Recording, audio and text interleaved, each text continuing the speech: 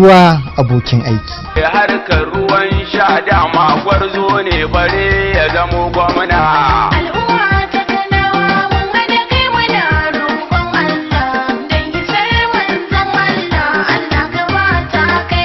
Kasancewar ruwa na da matukar muhimmanci ga rayuwar ɗan adam, wannan ta sanya muka yi tanadin kyakkyawan ƙudurin samarwa jihar Kano tsabtataccen ruwan sha da zarar mun yi nasarar lashe zaben shekara ta 2019. Muna sane da irin matsanancin halin da al'ummar jihar mu ta Kano suke ciki ta fuskar matsalar ruwan sha a sakamakon gazawar gwamnati mai ci da ta jefa mu a cikin wannan hali. Kano ta shiga wani hali a gwamnatin APC a jihar Kano a fannoni daban-daban na rayuwa. Wannan yake tabbatar mana da cewa hakika an yi sakaci da nuna halin ko in kula da tsananin buƙatar da muke da ita na samar mana da tsaftataccen ruwan sha a jihar Kano. Sakamakon rashin taɓuka komai wurin shawo kan wannan matsalar ta ruwan sha a jihar Kano,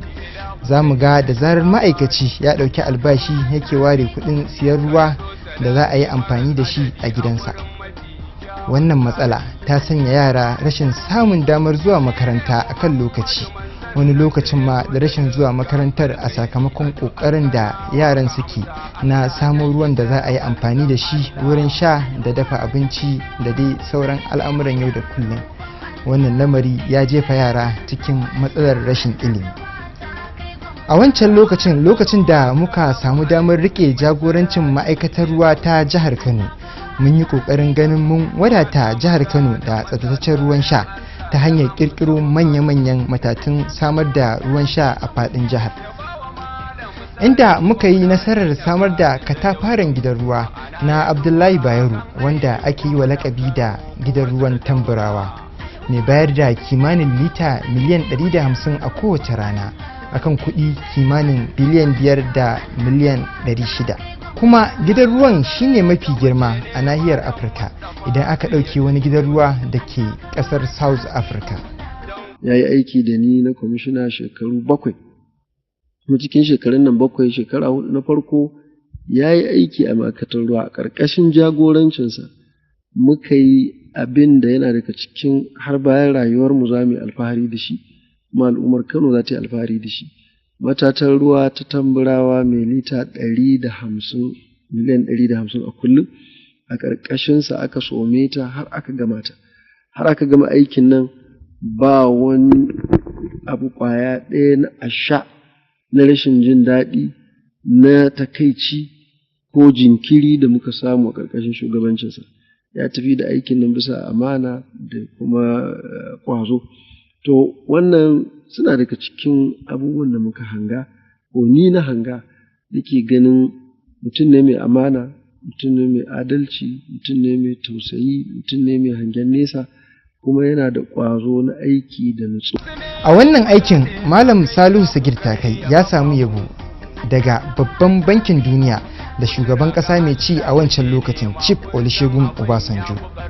Duba da yadda gwamnatin tarayya ta yi mamakin yadda aka ɗauko aikin da girma, ya kuma yi nasarar kammala aikin cikin nasara. Har ila yau ya yi nasarar mayar da rarar kuɗin da aka samu a kwangilar aikin samar da ruwan shan wuri na guga wuri kimanin naira miliyan 500. Kuɗi da aka kashe na yin gidan ruwan nan wajen biliyan 5 ko biliyan 6. Na san cewa an kawo masa cin hanci ko kyauta ko goro, kuɗi ba wai cek ba, cash. Ina tsammanin kai dai ban san wani ba, nan baka su ko da ka ƙi karɓa gaban ka zai faɗi idan za ka je ka yi hasara, amma shi aka kawo masa bai karɓa ba. Hasali ma akwai wata mota da ya gani ya ta ba shi sha'awa, ya ce wannan motar ya yi sha'awar ta kawai na santa, suka kawo masa kyauta, ya ce sai dai ya siya, tare da sun saboda suna ganin samu kafa ki karɓa wancan kuɗi zai abin ba na son gaya muku yawan kuɗin, domin yawan kuɗin dukkan mu nan ba mai su. Wannan gidan ruwa an gama shi tsaf, wanda yake da girma da zai iya bada ruwa lita miliyan 150 a kullum, wanda yake da bukata da hau mota ya je tamburawa ya je ga wannan gidan. kuma duk ƙasar Afirka in banda South Africa babu inda ake da gidan ruwa mai girma da yake ba da ruwa kamar wannan gidan ruwa. Na zaga na je South Africa na je na ga wancan kuma muna nan mun kasa kunne muna so mu ji a ina aka yi wanda ya fi wannan. A san da muka ba da wannan aiki gwamnatin tarayya ta yi mamaki a za mu iya yin wannan gidan ruwa a wannan kudi, muka ce za mu jarraba za mu a ƙoƙarinmu na cimma muradin da muke da shi na wadata jihar Kano da ruwan sha tsaftatacce. Wannan ta sa muka tashi haikan tare da tanadin samar da wasu sabbin gidajen ruwa da inganta waɗanda muke da su, da samar da sabbin injunan tace ruwa na zamani da magungunan tsaftace ruwan sha, ta yadda za mu cimma burin da muke da shi da muradinmu na samar da tsaftataccen ruwan sha a faɗin jihar, don magance tallan neman ƙuri'ar Kanawa da sunan samar musu da ruwan sha a nan gaba. Jama'a, irin wannan abubuwa musu ne suka dame mu, ita ce bukatar ba a zo a tara mutane a yi musu ƙarya a samu dama ta matsayinsu ta kujerarsu, in an hau kan kujera kuma a zalunce su a cuce su a kan dukiyarsu. Da haka mu bukatar mu a wannan gajiya ta mu tafi Allah ya ba mu nasara mu ga mai zami al'ummar, Allah ya ba mu nasara mu hidimta wa al'ummar jihar Kano, mu hidimta wa Kano da Kanawa, mu ga mai zami wa al'ummar. mai raba arziki Allahu kai na saka a duk farko, me yi ba da koyo ba, me saka wanda ya dauko, me raba arziki da muluki har ga waɗanda ke sako, wanda yake zubo da ruwa a sama'u a ƙasa ya sauko, wanda yake nufar iska mai sanyi har ta yo sabuko. Ina yo durkuso gurfane ne lirshe ina miko, na daga hannuwa ne sujjada ga shahawa ya sauko, sata kai ya zama gwamna a Kano, yanci abin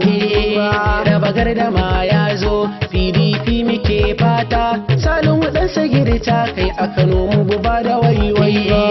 raba gardama ya zo, PDP muke fata, Salihu Sagir Takai a Kano mu ba da waiwai ba.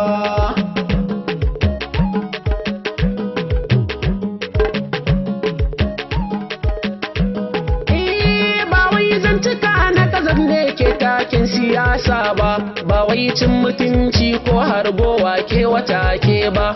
wai zage-zage da ke ta mutunci ke da daɗi ba wai kyau na fuska shi yanci ke yi wa duba ba wai ka zama mara kunya siyasa ke wa duba ba wai ka zama ɗan cali da cali kama da sauna ba wata farfaganda ya